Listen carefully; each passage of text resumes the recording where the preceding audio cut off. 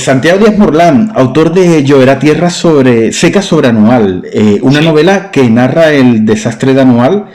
¿Y por qué un episodio como Anual para escribir una novela?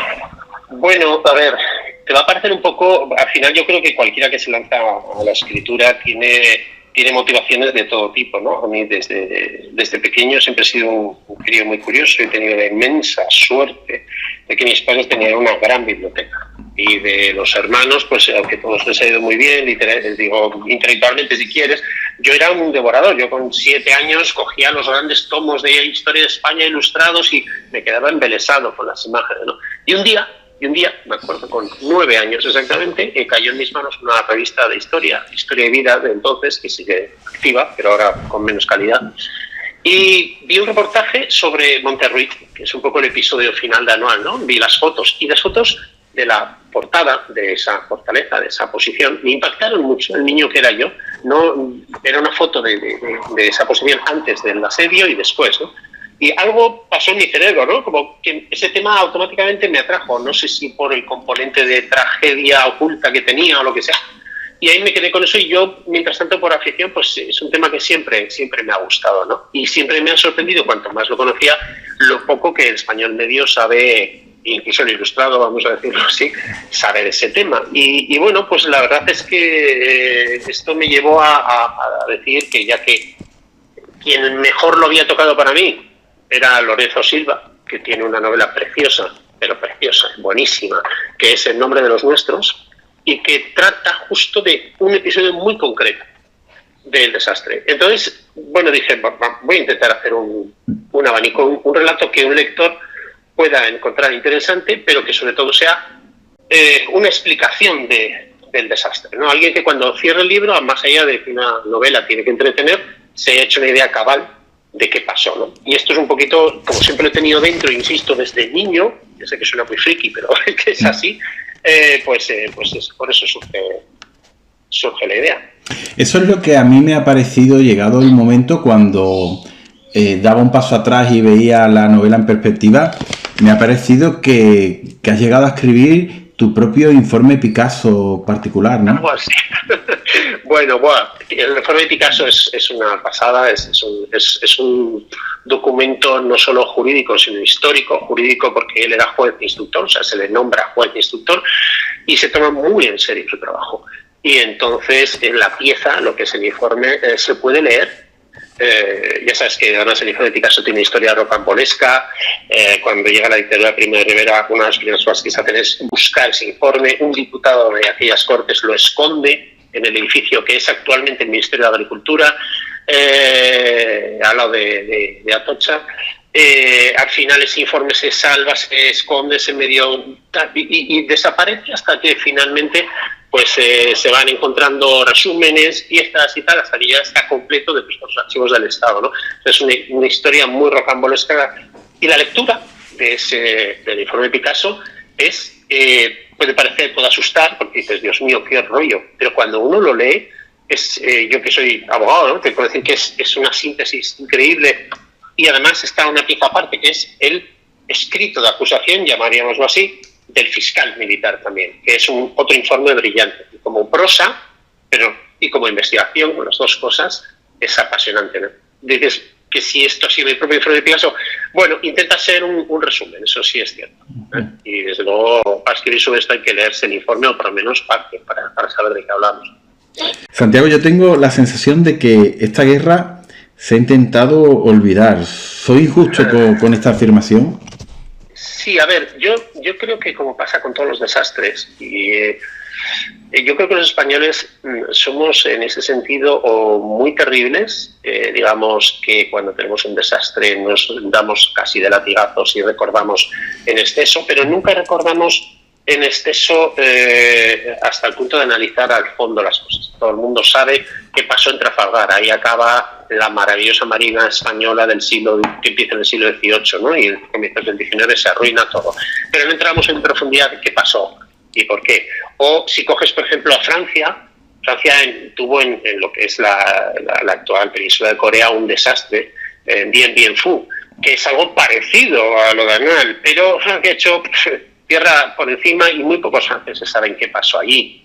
O tampoco muchos franceses saben que pocos años después de lo de Anual, en su propia zona les pasó algo parecido. Es decir, muchos países es verdad que tapan estas cosas. Nosotros, en casi todos los desastres que tenemos, solemos, digamos, revolcarnos en ellos, pero curiosamente, en este no. Y no sé por qué. Quizás porque es tan terrible que a lo mejor se pasa de puntillas y no tengo una explicación de por qué este desastre. En España no, porque además tiene una influencia terrible en los acontecimientos históricos después que ocurren en España, pero no tengo respuesta para por qué. Pues siempre me llama la atención esa sensación de ocultamiento, ¿no? O de escamotear esto, ¿no? Pero no sé, no tengo una respuesta buena, Fernando. Tu novela sigue dos líneas argumentales. Por una parte, la trama policial en la que se investigan los casos de corrupción en los campamentos militares del norte de África. Y la otra línea argumental es la narración de los hechos históricos, ¿no? Líneas argumentales que se entrelazan y que mantienen un equilibrio perfecto para mi gusto. ¿Ha sido fácil mantener ese equilibrio entre lo que es la historia de esa investigación por corrupción con la de lo que es el desastre y esa huida? Pues te voy a ser muy sincero. La verdad es que te voy a decir lo siguiente. Yo tenía una idea clara, que al final esas historias tenían que entrelazarse, punto. Pero según iban escribiendo, aunque lógicamente cuando escribe hay gente tremendamente meticulosa que tiene todo guionizado de una manera brutal, y esas versiones existen, y otros que tenemos un guión más o menos abierto, donde según nos va llegando la inspiración, pues vamos escribiendo, ¿no? Y en este caso concreto te puedo asegurar que estaba desesperado. Yo tenía decidido que las dos tramas se iban a encontrar al final en Monterruit, en el episodio final. Pero no sabía cómo. Y yo seguía escribiendo. Y me entraba cierta angustia. Decir, pero, por favor, Santi, espabila, piensa algo. Hasta que de repente no sabes por qué, y de verdad te digo, Fernando, que no sabes por qué, y es una delicia porque te acuestas con tus personajes, te levantas con tus personajes, estás agotado con tus personajes, y al final, pues se te ocurren algunas cosas, las vas entrelazando y dices, sí, venga, esto me gusta. O sea, que es tan sencillo como eso. Te podría hablar de un proceso de pensamiento, de elaboración, de tal. Sí, lo hay, pero hay más angustia de voy a seguir escribiendo y todavía no tengo claro cómo estas dos acciones van a entrelazarse mejor y van a coincidir, ¿no? Y al final sale. No sabes por qué, pero sale. Es un poco simple si quieres la respuesta, pero a tu pregunta inicial, sí, claro, cuesta esfuerzo. Tienes que pensar mucho, claro. No puede ser de otra manera. En la novela aparecen unos casos de corrupción, los cuales uno lee y no puede más que asombrarse, ¿no? de que aquello pudiera ocurrir. ¿Es real todo lo que cuentas en la novela respecto a este tema? Sí, es real. A ver, esto también se coge un poquito del informe Picasso y de algunos estudios que hay por ahí, porque Picasso empieza a levantar alfombras y empieza a darse cuenta de cosas que han ido pasando, la podredumbre que había. Sí, es real. Ningún caso, excepto el digamos, muy puntual asunto de los dos personajes de ficción, que son Paco Millán y Paco García Paredes, que son esos dos socios que tienen una caja de seguridad, que tal y cual. Evidentemente estos son personajes de ficción, pero los hechos que se narran, es decir, la investigación que hace Altamira, lo cierto es que está basado en hechos reales. ¿Qué ocurría ahí? O sea, al final el ejército español viene ya viciado un poquito de las guerras del siglo XIX, es decir, las guerras carlistas, etcétera. Hay un exceso de oficialidad. Esto supone un montón de gente ociosa, un sistema, digamos, que era bastante corrupto, el sistema de cuotas, el sistema de sustitutos primero, luego el soldado de cuota, que se le llamó, para intentar arreglar. Es decir, al final, al principio iban solo los hijos de los pobres a la milicia a hacer la mili, en definitiva, 3 años, ¿vale? Luego ese sistema injusto pues se cambia y se pone lo que es el soldado de cuota, es decir, vale, van todos, pero tú tienes menos duración de tu servicio. A todas estas corruptelas, la ausencia de una actividad militar, digamos, internacional seria, por ejemplo, por los países que se enfrentan en la Primera Guerra Mundial, evidentemente tienen que tener ejércitos eficientes, ¿no? España no tiene esa actividad, hace que haya muchísima oficialidad para muy pocos soldados y un presupuesto enorme cada vez más para pagar esos sueldos, ¿no? Sin embargo, el, digamos, intento de mantener un cierto prestigio social de determinados oficiales, ojo, determinados, insisto, no todos, o sea, no era un sistema de corrupción generalizado, ¿vale? Como se ve también en la novela y en los hechos reales, hay actos de auténtico entrega y vocación militar, pero sí es verdad que lo hubo. El tema de las cabezas de ganado, es decir, de las mulas, del contabilizar que se te mueren X y no doy de alta las muertes hasta fin de mes para seguir cobrando lo que tal. El tráfico de armas, muchos de los soldados que mueren son por balas de fusiles españoles que han sido vendidos por propios soldados y oficiales corruptos a los rebeldes rifeños. Esto es cierto. O sea, esto es rigurosamente cierto y está muy documentado. Sí, sí. En la novela relatas el asedio a Aigueriben, ¿no? Pero sí, imagino que documentándote en aquellos días hay muchas historias como Aigueriben, ¿no? En cada puesto de control o campamento, como sí, por ejemplo, lo comentas, ¿no? Monterruiz, ¿no?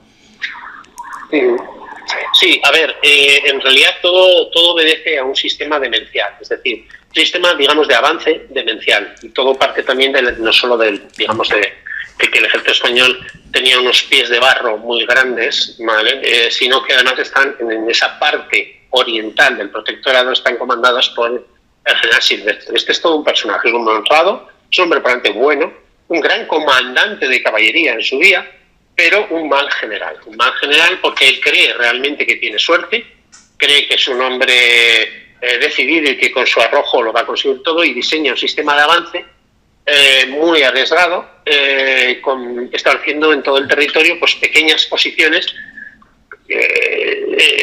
para controlar supuestamente el territorio, pero en sitios demenciales. Estamos hablando de que el Rif, en esa parte, es un erial de roca, piedra y sin agua. Claro, establecer 100 y pico posiciones pequeñas que hay que abastecer todos los días de agua, de comida, de armas, de tal, pues hace que ese avance, a poco que asedien cualquier posición de esa posición, salvo las fuertes, que había pocas, pues van a caer.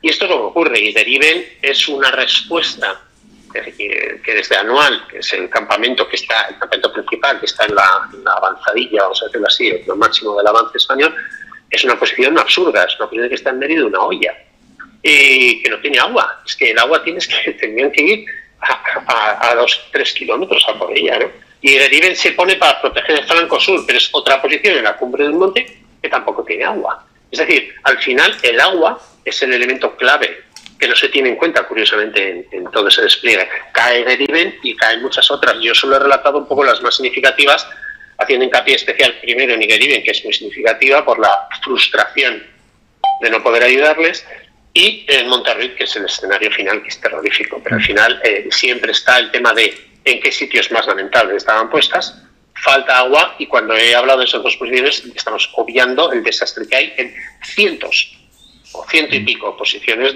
diseminadas que les pasa lo mismo.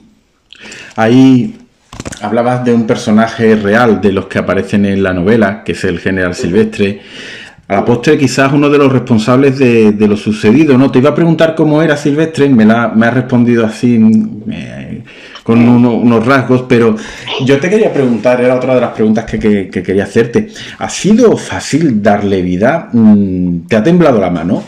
Pues mira, qué bueno, me encanta esa pregunta, porque otra confidencia. Ahora esto se lo he comentado a compañeros, a amigos, porque es un poquito, son cosas como muy especiales, ¿no? Cuando alguien escribe un libro, siempre hay un capítulo con el que te quedas muy satisfecho, ¿no?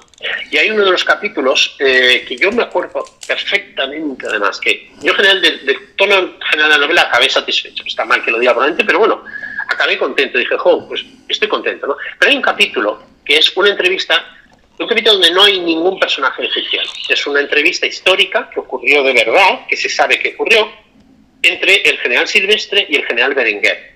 Berenguer, para entendernos, era el alto comisario, el máximo responsable del protectorado, ¿vale? Y Silvestre, que era el comandante general de Melilla, teóricamente era su subordinado, pero curiosamente era más antiguo que Berenguer y eran amigos de antiguo también. Entonces la relación entre ellos era difícil. Cuando cae en la primera posición el 1 de junio, ¿vale?, a Barran, que le toman los cabileños pues, sus cañones a España por primera vez y tal. Berenguer, desde España o desde Ceuta, dice, ¿qué ha pasado aquí? Y Silvestre, la largas, no le da explicaciones. Bueno, entonces Berenguer decide que van a quedar en el mar, en un barco de guerra español, para que Silvestre le cuente, oye, ¿qué ha pasado? Y esa entrevista debió ser muy tensa. Esa entrevista tuvo lugar realmente, pero no se sabe de qué hablaron. Y en ese capítulo, pues yo lo que hago es relatar imaginariamente la entrevista entre ellos dentro del barco, ¿no?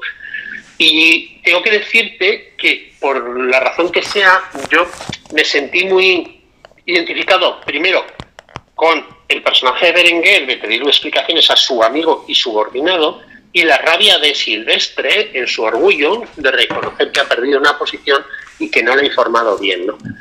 Y curiosamente no me resultó difícil, no sé por qué, no sé cómo expresártelo, no, fue un capítulo que me salió de corrido y quizás suena raro porque es un capítulo que no tiene una presencia especial en la trama, es mi capítulo favorito. O sea, es un capítulo, la entrevista que tienen en el barco, ambos dos generales, pues yo creo que refleja muy bien, al hilo de tu pregunta, la personalidad de ambos dos, ¿no? Ahí se puede ver quizás cómo es cada uno de ellos. Haciendo un inciso, no sé si preguntarte por el rey, ¿no? Porque en la novela insinúas que el rey pudo tener cierta responsabilidad, ¿no? Si quieres la dejamos, ¿eh? No, encantado. No, yo no tengo ningún problema. De hecho, a ver, es un tema muy interesante. ¿Por qué? Porque aquí hay que andar con pies de plomo a nivel histórico. Es decir, yo creo que cuando se escribe una novela histórica, el escritor puede permitirse ciertas licencias, lógicamente, pero no puede permitirse fallos históricos. Es decir, yo no puedo decir, yo que sé, que tenían los españoles un fusil level francés cuando realmente era un Mauser, ¿no? O sea, cualquier lector que sepa algo te va a cazar y deja de leer. Este tío no se toma en serio su esto, ¿no? Entonces, en el caso de la intervención del rey, siempre se achacó políticamente entonces, cuando se exigían responsabilidades y antes del golpe de Primo de Rivera, se le achacaba, aunque nunca se pudo demostrar, que el rey mandó un telegrama a Silvestre, se conocían y eran amigos. Silvestre había sido, digamos, una especie de ayuda de cámara del rey, ¿vale? Y el rey le admiraba a Alfonso XIII, que era muy echado para adelante, le admiraba porque Silvestre era un personaje muy atractivo, era en el sentido de muy arrojado, muy valiente, muy por mis cojones, ¿no? Y entonces siempre se dice que le mandó un telegrama días antes del comienzo del desastre diciéndole: el 25 te espero, olé los hombres, ¿no? Olé los hombres, el 25 te espero. ¿A qué se refería? A que había una fiesta de la caballería en Valladolid, que iban a hacer los actos, motivo de Santiago, de la fecha de Santiago, y entonces, de alguna manera, ese olé los hombres siempre se ha interpretado como que el rey le estaba animando a avanzar, ¿no? Como que Silvestre le había confesado que iba a seguir avanzando hacia la playa de Lucemas y no sé cuántos. ¿Qué pasa? Que no se sabe hasta qué punto ese telegrama es leyenda inventada o es real, ¿vale? Y al rey se dio en aquella época, en los años 20, se asumió que era real, pero nunca ha existido, nunca se ha probado la existencia de ese telegrama. ¿Cómo lo meto yo? Lo meto como recurso literario al final, y Altamira al final quema ese supuesto telegrama, ¿vale? Entonces, de alguna manera, lo meto y lo hago desaparecer. Bueno, es una licencia con un elemento histórico del cual no estoy seguro que exista. El rey, bueno, le gustaba rodearse de una camarilla de militares y en ese sentido, digamos, parte de la clase política consideraba que había animado en exceso a los militares más bravucones. Por eso luego se le achaca, ¿no? Santiago, la novela tiene muchos aspectos positivos, pero uno a destacar es que nada más comenzar a leer uno se empapa de la historia y se mete en la piel de los personajes rápidamente, hasta el punto en que en muchas ocasiones uno se pregunta qué hubiera hecho yo si fuese Lola, Rafael, exacto, Manuel, Silvestre, Diego, todos estos personajes. ¿Cómo ha sido dar vida a todos ellos y relatar los hechos? Pues mira, la verdad es que es una pregunta muy buena, difícil de responder, y con muchos aspectos personales, porque esto que acabas de decir tú, ¿no? ¿Cómo habría reaccionado yo? Es decir, uno puede escribir una novela histórica ambientada ahí, que es en el siglo XII. De alguna manera esos personajes del siglo XII nos resultan muy lejanos. Sus costumbres, su forma de actuar, su ética, etcétera, las vemos lejanas y no nos impactan tanto a nivel de qué haría yo. Sin embargo, tú coges un hombre contemporáneo, porque aunque era en 1921, ciertamente es la época de nuestros abuelos, o del mío por lo menos, y realmente su ética, su forma de ver la vida, esa sociedad moderna, etcétera, es muy parecida a la nuestra. Por lo tanto, al final, yo que he hecho la mili, también soy de esa generación todavía, al final dices, ostras, ¿cómo reaccionaría yo en estos casos? Y a veces la respuesta asusta. Es decir, cuando te enfrentas a una situación de una sed terrorífica, que da un poco el mayor suplicio, ¿no? Cuando te enfrentas a una situación de miedo, de Dios mío, ¿qué hago yo aquí?, etcétera. ¿Cómo reacciona el ser humano, no? Una de las cosas que más, digamos, me atrajo para escribir esta novela, que no te lo he dicho antes, me has preguntado al principio, pero en el fondo es así, es que creo que en todo este desastre, por eso me atrae tanto, creo yo, se ve lo mejor y lo peor del ser humano. Es decir, hay hechos heroicos increíbles que uno piensa, yo sería capaz de hacer esto, de tener esta resistencia, de ir a por mi compañero o de defender con mi vida ese cañón cuando todos los demás están corriendo, ¿no? Mezclados con hechos deleznables. Es decir, es en definitiva el ser humano en su estado puro, ¿no? Meterse en la piel de los personajes, pues hombre, lo bueno de tener tres principales es que le asignas unas características a cada uno, ¿no? Está él un poco desengañado de todo, frío, aparentemente frío, que es el Tamira. Está el que sigue pensando, ¿no? Pues que la milicia es su vocación y que antes lo sea, ¿no? Y que tiene una visión romántica de las cosas. Y está el pobre chaval que tiene que estar ahí. O sea, porque es que lleva una vida dura en Soria, le ha tocado y tiene que estar. Al tener tres ramas distintas de forma de ser, yo creo que es más fácil encajar los rasgos en cada uno, ¿no? O sea, que sean reales, con esas características tan marcadas. En realidad es bonito hacerlo, de hecho me parece apasionante, pero me impacta mucho el pensar qué haría yo en cualquiera de los casos o en los personajes que automáticamente piensas que te pareces más a ellos, ¿no? Y la respuesta a veces asusta, ¿eh? Dices que hay hechos heroicos y hechos deleznables en esta historia, pero ¿sabes lo que no paro de pensar mientras leía la novela? Es en todos esos soldados que llevaban agua a las posiciones sitiadas y que sabían que prácticamente estaban vendidos, pero ellos iban a llevarles agua a sus compañeros. La verdad es que a mí eso es un hecho que no paraba de sorprenderme y le daba muchas vueltas a la cabeza. Sí, a ver, realmente va un poco en la línea de lo que hemos hablado hace un segundo, ¿no? Al final es verdad que te dan órdenes y tienes que obedecerlas hasta que dejas de hacerlo porque hay pánico, ¿no? Pero cuando te las dan, al final sí es verdad que probablemente en aquella época hay un espíritu, todavía se mantiene un cierto espíritu de, por lo menos en algunos momentos, ¿no?, de generosidad, de no, mira, tenéis que subir hasta allí. Subir hasta allí significa hacer esos 8 kilómetros bajo el fuego, con un sol abrasador, para llevarles todas las canticuladas que podamos para meter en esa posición para que no queden colgados. ¿De qué pasta estaba hecha esa gente? Es decir, ahora que tenemos todas las comodidades del mundo, yo me pongo en esa situación y digo, qué dureza. O sea, qué dureza, ¿no? Luego están los que luego, cuando cae la disciplina y se desmorona todo, ya todo eso desaparece o medio desaparece, ¿no? Pero realmente tú lo has dicho, o sea, ¿qué personas? O sea, me voy a jugar la vida para llevarle agua a un compañero que la necesita, ¿no? Es digno de admiración, desde luego. O sea, que convive lo peor con lo mejor, indudablemente. Sí. Santiago, en esta novela me interesa ahora sobre todo tu respuesta a esta pregunta que te voy a hacer, porque es de estas novelas que cuando yo la he recomendado no le he preguntado a la gente si le ha gustado o no le ha gustado. Lo primero que le preguntaba, y basándome en mis experiencias, es cómo se te ha quedado el cuerpo después de leerla, ¿no? Porque esta es una novela que uno tarda en desprenderse de ella tras su lectura.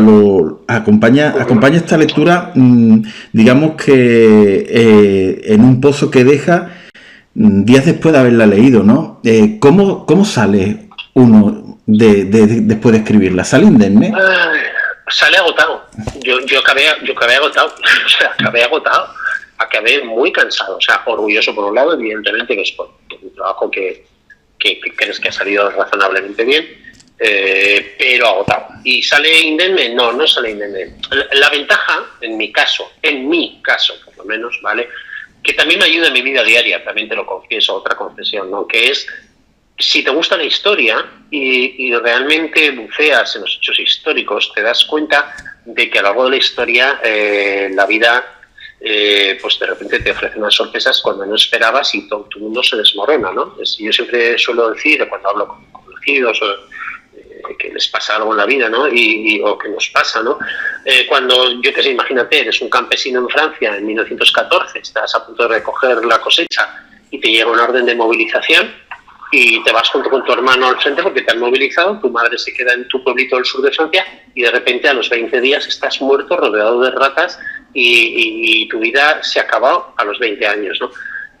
Ostras, ser consciente de que eso pasa continuamente a lo largo de la historia, ¿no?, que nuestras vidas pueden cambiar de la noche a la mañana en un segundo, me ayuda a digerir, o me ha ayudado a digerir todo lo que tuve que, digamos, recordar, refrescar y estudiar para preparar y escribir la novela. Al final, si no tienes esa idea clara de lo accidental que es la vida, en definitiva, de lo que te puede pasar y que hay que mirar la vida con optimismo y disfrutar cada segundo de las cosas buenas, pues esto te deja más foso. En mi caso, yo acabé agotado, pero no amargado, porque al final no era nada nuevo.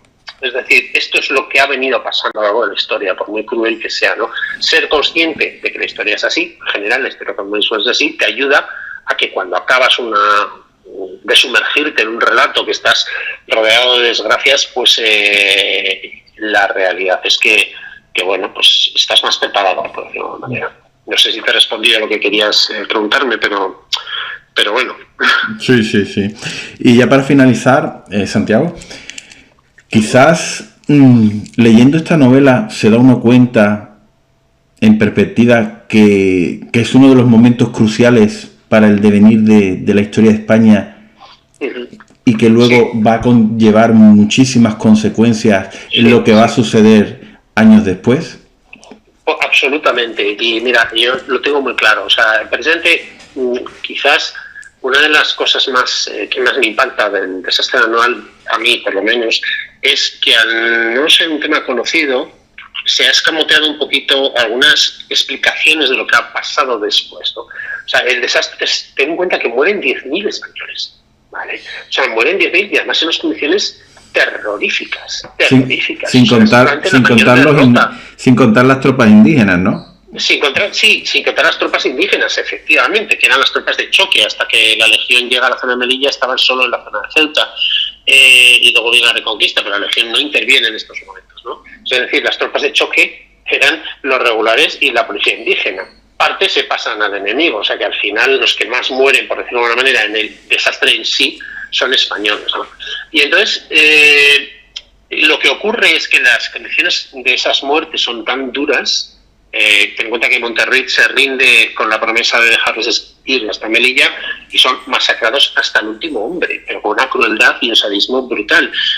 Y no entierran esos cadáveres, ¿vale? ¿Qué ocurre? Que cuando se reconquista eso, ya con militares profesionales, es decir, que si la Legión, que si ya tropas más aguerridas, más preparadas, y ven el espectáculo de sus compañeros sin enterrar después de muchísimos meses y con signos de haber sido torturados, eso hace que en el espíritu de muchos oficiales se forje una forma de ver la guerra como venganza, y eso hace surgir de alguna manera al militar que se ha llamado africanista, ¿vale? Ese militar que es más competente profesionalmente pero no tiene piedad. Esto va a ser un componente esencial en la forma de hacer la guerra civil, por ejemplo, a posteriori. Además, el desastre tiene como consecuencia directa que cuando el informe Picasso va a señalar a responsables políticos y a responsables militares muy altos, o sea, Berenguer, ministros de entonces, etcétera, es cuando surge el golpe de Estado de Primo de Rivera. El rey Alfonso XIII se deja, en cierta manera, embaucar por una perspectiva de, bueno, venga, aquí no va a haber responsabilidades de nada, por fin hay que poner un poco de orden, y con eso condena a la monarquía. Es decir, el golpe de Estado surge en parte por una futura petición de responsabilidades por el desastre. Y para tapar eso, en parte, digo, surge el golpe. Ese golpe tiene como consecuencia que la monarquía finalmente va a acabar cayendo desprestigiada. Y además, paralelamente, va a surgir un tipo de militar muy despiadado, que va a ser el que luego en la guerra civil, entre hermanos, ¿vale? Va a desarrollar una forma de hacer la guerra sin piedad, ¿no? O sea, fíjate si tiene consecuencias el desastre. Pues Santiago, si ha sido un placer leer la novela, hablar contigo ha sido ya, digamos, el culmen de... Espero no haber sido muy rollero, la verdad, perdona, es que son temas que me gustan. No. Yo hablo mucho, como buen bilbaíno soy expansivo. Yo te entiendo perfectamente y es más, es un tema y una novela que da para hablar horas y horas. Podríamos estar aquí 2 horas. Otra cosa es que luego nos escuchen 2 horas, pero... Eso ya es otra cosa. Bueno, espero sí que cualquier oyente que caiga por aquí, pues hombre, no piense que todo en la novela es espantoso. Al revés, yo pienso que no voy a desvelar el final, pero bueno, hay una cierta esperanza, ¿no? Pero bueno. No, la novela es adictiva porque aparte sabes conjugar muy bien los hechos históricos con la acción, y la acción tiene su misterio, tiene su toque de aventura, tiene que el final es digno de todo lo que ha ocurrido anteriormente con ese caso policial. Pues te agradezco mucho esas palabras, la verdad, que me animan. Pues Santiago, muchísimas gracias por dedicarme tu tiempo. No, al revés, gracias a ti por regalarme el tuyo.